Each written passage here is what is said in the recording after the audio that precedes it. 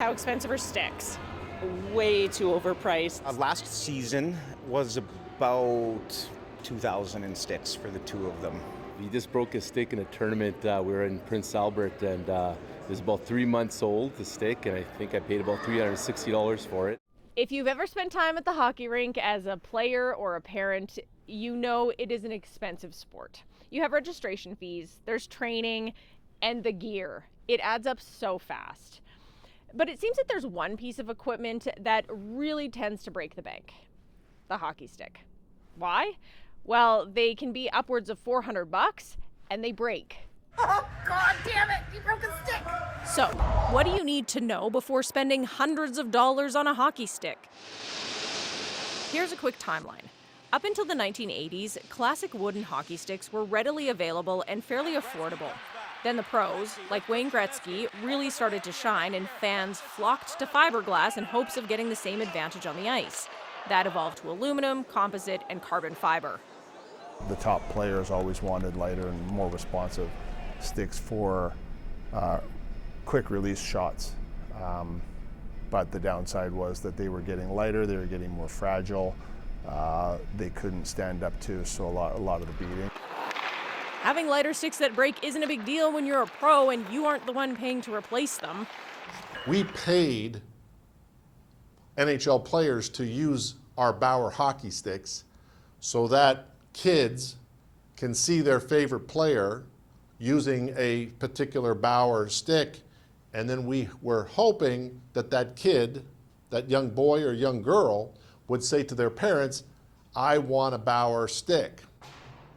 W. Graham Rouston was the chairman and part owner of Bauer, one of the big players in hockey equipment, before he was the name of Rouston Hockey. That's the beginning of a stick right here. He took CBC on a tour of the factory in Brantford, Ontario. They have made-in-Canada products, they are able to save on import fees, and they can sell directly to consumers. I use my connections and my history as being the former chairman of the board and owner of Bauer Hockey. So I'm able to source professional level composite hockey sticks from Asian factories, ship them directly to Brantford. I can deliver that $399 stick for $159, less than half.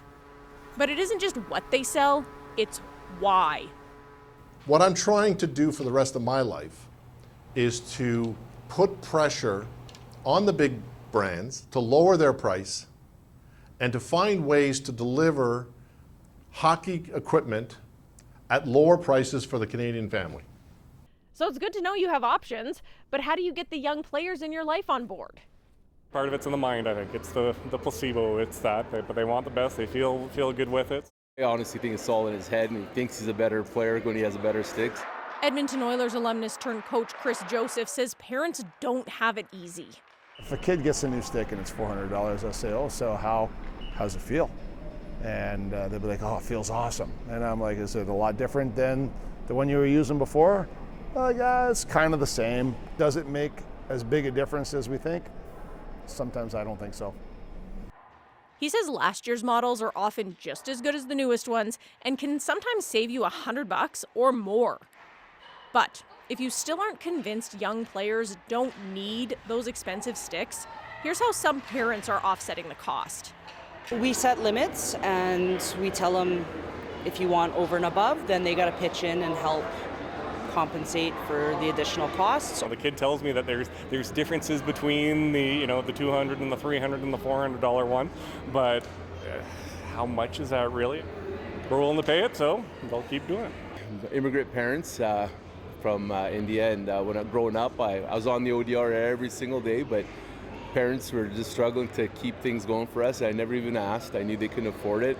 We're not rich by any means or anything like that, but we can manage hockey and get this done for him, and hopefully when he grows up he appreciates that dad did that for him. With the cost of almost everything going up, families have to make tough decisions. So even though the young hockey player in your life doesn't need that really expensive stick, maybe it's a price you're willing to pay.